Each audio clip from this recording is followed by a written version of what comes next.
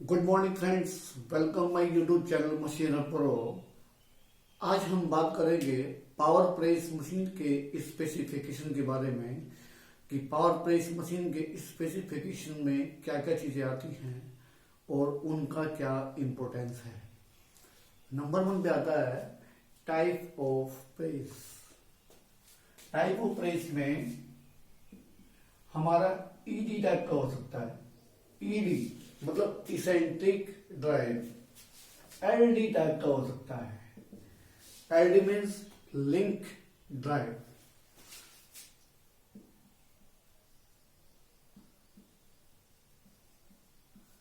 Cross shaft. ये जो types है ये दिखाता है कि जो हमारा उसका मैकेनिज्म है वो किस टाइप का है, वो कैसे वर्क करता है। तो ये स्पेसिफिकेशन का मेन थिंग्स है। सेकेंड थिंग्स क्या है?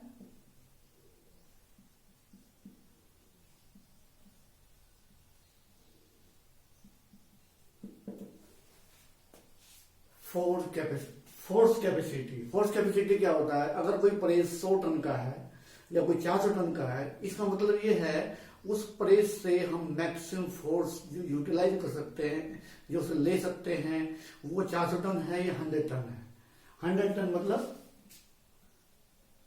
1000 किलो न्यूटन। ऐसे ही फोर्स कैपेसिटी मतलब इस फोर्स के ऊपर उस पर मशीन का जो भी उसकी बॉडी है, जो कलर सिस्टम है, उसका काउंटर बैलेंसर सिस्टम है, या हाइड्रोलिक ओवरलोड सिस्टम है, या स्लाइड है उसका, या मून ब्रस्टर है, कुछ भी बैंड नहीं होगा, डैमेजेस नहीं होगा। इस फोर्स को मशीन बेयर कर सकती है सक्सेसफुली बिना किसी नुकसान के।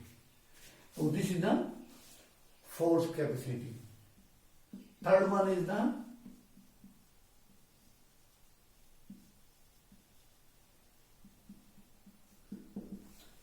टोर कैपेसिटी। टोर कैपेसिटी mm में हम मेजर करते हैं कि 8 mm हो सकता है, 10 mm हो सकता है, ये 13 mm हो सकता है।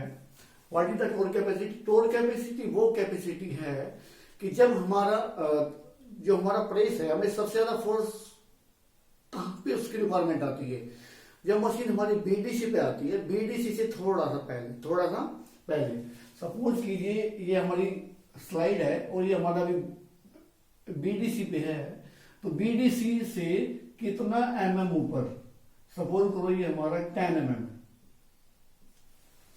Suppose this is 10 mm। तो 10 mm क्या है? इस प्रेस का, इस मशीन का क्या है? टोर कैपेसिटी है। मतलब इस हाइट पे जब फुल स्टॉक मशीन ले रही है, तो जो इस मशीन का जो क्लच है, जो टॉर्क जनरेट कर रहा है क्लच, वो उसको वहां पे स्टैंड हो रहा है। मतलब वहां पे उसमें कोई slippage, brake slipping, clutch slipping, इस टाइप का कोई भी इश्यू नहीं आएगा। वो स्टैंड करेगा उस फोर्स पे कि कोई प्रॉब्लम नहीं होगी, मशीन आगे नहीं रुके, पीछे नहीं रुके, वहां से वापस नहीं चली जाए। तो इस टाइप की जो चीजें हैं, इसको हम टोर कैपेसिटी से मेजर करते हैं। फोर्थ थिंग क्या है? फोर्थ थिंग है वर्क कैपेसिटी।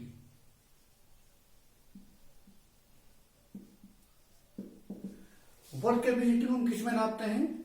जूल में या किलो जूल में,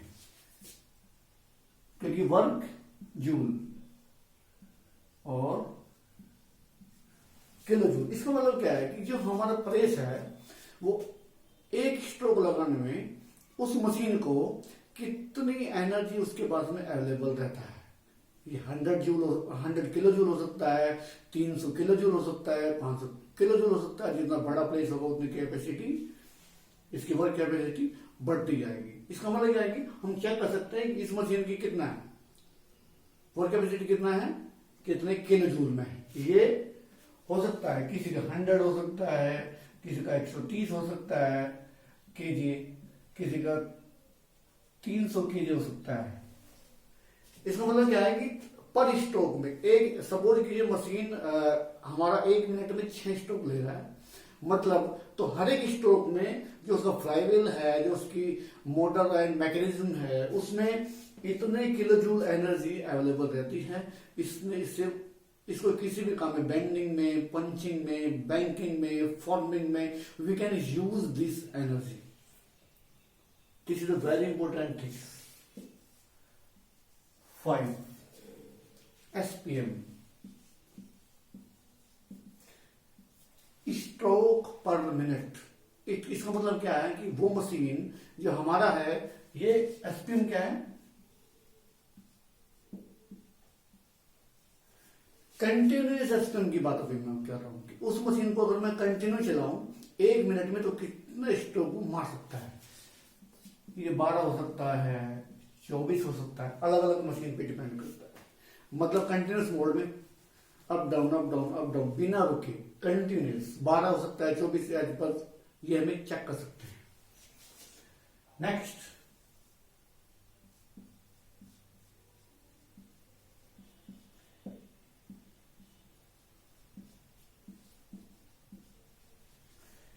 इंटरमिटेंट SPM। इंटरमिटेंट SPM का मीन्स ये है कि हमने प्रेस को चलाया, प्रेस को रोका, जैसे कि नॉर्मली ऑपरेशन होता है। प्रेस को हम चलाते हैं, फिर पार्ट निकालते हैं, पार्ट लगाते हैं। उस ऑपरेशन जैसे यूज करते हैं उसको बोलते हैं इंटरमीडिएट ऑपरेशंस। तो उसमें एक मशीन कितना स्ट्रोक मार सकती है पर minute maximum. This is the intermediate SPM of the press. ये 12 हो सकता है, 24 हो सकता है, मॉडर्न, अलग अलग मशीन के बारे में। Next, stroke. इस मशीन का, इस प्रेस मशीन का स्ट्रोक कितना है। किसी का 600 में हो सकता है, किसी का 800 में हो सकता है, किसी का 1000 में हो सकता है, एज पर कैपेसिटी। सपोज कीजिए ये हमारी स्लाइड है अभी,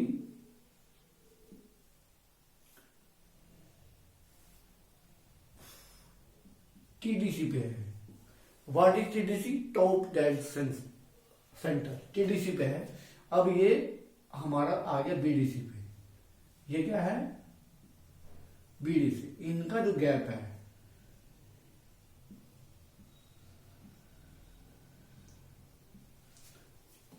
600 mm। अगर ये गैप 600 mm है TDC BDC का, तो मशीन का स्ट्रोक कितना हो गया?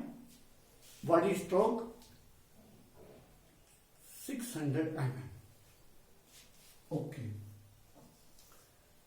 नेक्स्ट क्या है? Slide adjustment.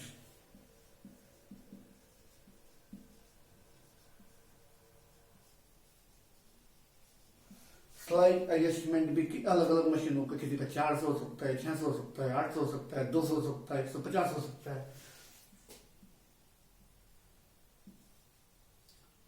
600, 400, 300 mm, ये भी एक मशीन का स्पेसिफिकेशन। सपोज कीजिए ये TDC है और ये हमारा BDC है। अगर ये रैम अभी यहां पे है और स्लाइड एडजस्टमेंट यहां पे स्क्रू है। स्क्रू क्या होता है कि अप डाउन होता है, अप डाउन।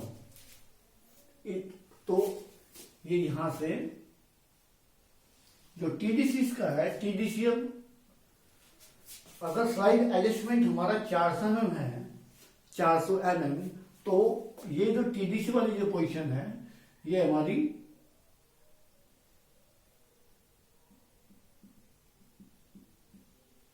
यहां पे आ जाएगा। जब ये जो स्क्रू है, स्क्रू पूरा ऊपर जाएगा तो ये TDC हमारा यहां पे आ जाएगा। उसी हिसाब से हमारा जो BDC है वो भी चेंज होगा।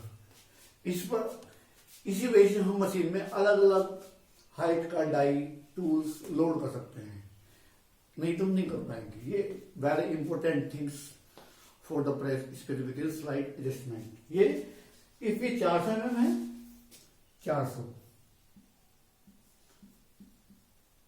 तो this is the adjustment, this is the adjustment capacity of the press is 400 mm। अब नेक्स्ट क्या है?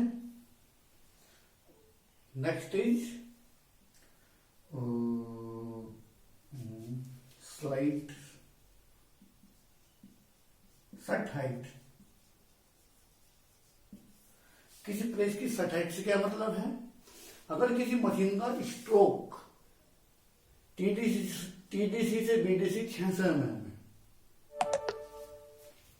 टीडीसी से बीडीसी कितना है 600 mm, और उसका एडजस्टमेंट कितना है 400, तो दोनों को जोड़ेंगे तो कितना हो गया 600 + 400 = 1000, कितना हुआ 1000। ओके, इट मीन्स जो इस प्रेस का जो सटाइट है कितना हुआ 1000 mm। इसका मतलब क्या हुआ 1000 mm का इस प्रेस में हम मैक्सिमम हाइट का डाई यूज कर सकते हैं। क्या कर सकते हैं, यूज कर सकते हैं। This is the shut height. Next is